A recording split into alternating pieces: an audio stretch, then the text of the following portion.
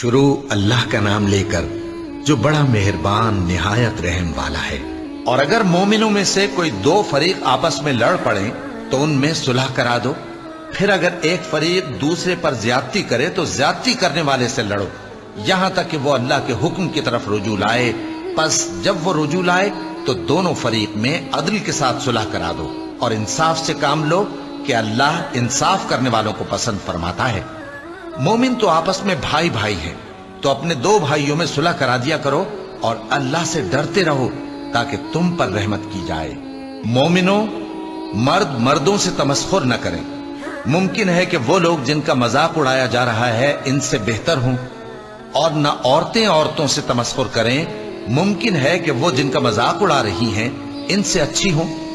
اور اپنوں کو آپس میں عیب نہ لگاؤ اور نہ ایک دوسرے کا برا نام رکھو۔ ایمان لانے کے بعد برا نام رکھنا گناہ ہے، اور جو لوگ توبہ نہ کریں وہ ظالم ہیں۔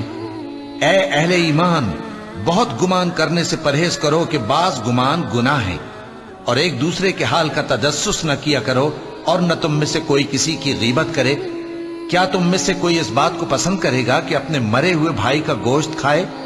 اس سے تو تم ضرور نفرت کرو گے، تو غیبت نہ کرو، اور اللہ کا ڈر رکھو۔ بے شک اللہ توبہ قبول کرنے والا ہے، مہربان ہے۔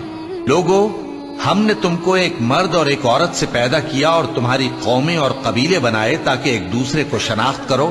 بے شک اللہ کے نزدیک تم میں زیادہ عزت والا وہ ہے جو زیادہ پرہیزگار ہے۔ بے شک اللہ سب کچھ جاننے والا ہے، سب سے خبردار ہے۔